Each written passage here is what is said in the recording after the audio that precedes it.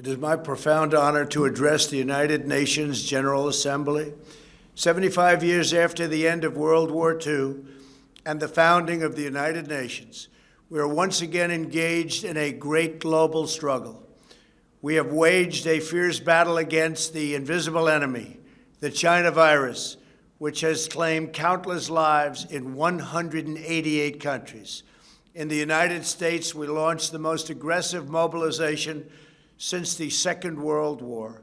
We rapidly produced a record supply of ventilators, creating a surplus that allowed us to share them with friends and partners all around the globe.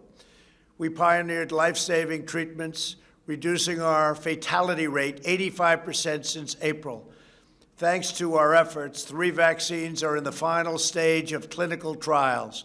We are mass producing them in advance so they can be delivered immediately upon arrival. We will distribute a vaccine. We will defeat the virus. We will end the pandemic. And we will enter a new era of unprecedented prosperity, cooperation, and peace. As we pursue this bright future, we must hold accountable the nation which unleashed this plague onto the world, China. In the earliest days of the virus, China locked down travel domestically while allowing flights to leave China and infect the world. China condemned my travel ban on their country, even as they canceled domestic flights and locked citizens in their homes.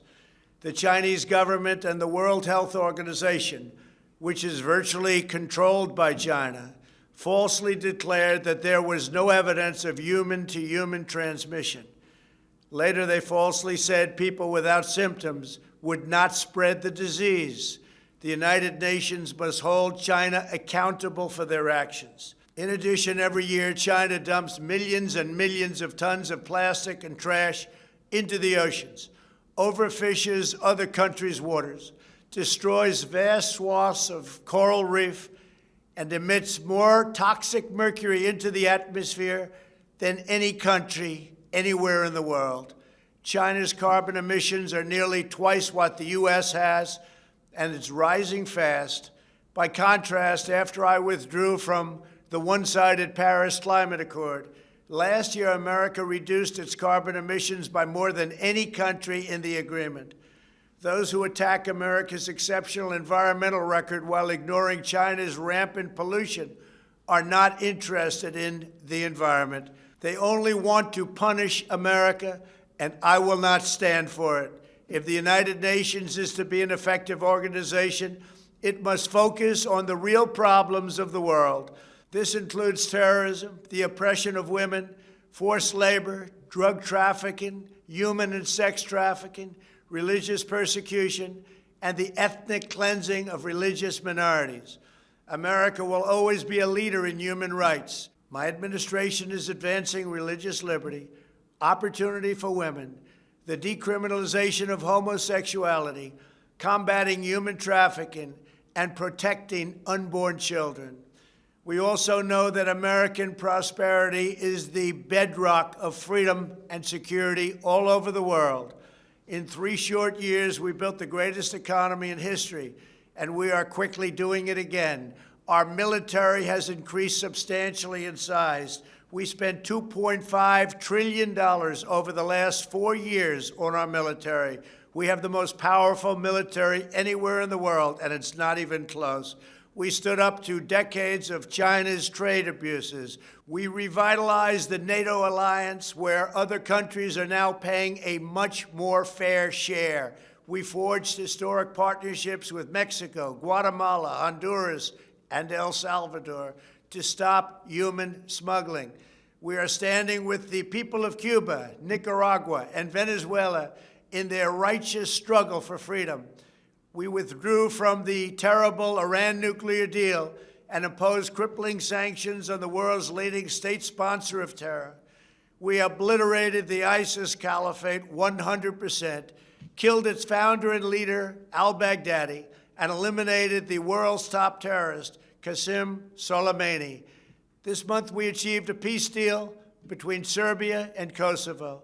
We reached a landmark breakthrough with 2 peace deals in the Middle East, after decades of no progress. Israel, the United Arab Emirates, and Bahrain all signed a historic peace agreement in the White House, with many other Middle Eastern countries to come. They are coming fast, and they know it's great for them and it's great for the world. These groundbreaking peace deals are the dawn of the new Middle East. By taking a different approach, we have achieved different outcomes, far superior outcomes. We took an approach, and the approach worked. We intend to deliver more peace agreements shortly, and I have never been more optimistic for the future of the region. There is no blood in the sand. Those days are hopefully over. As we speak, the United States is also working to end the war in Afghanistan, and we are bringing our troops home. America is fulfilling our destiny as peacemaker, but it is peace through strength.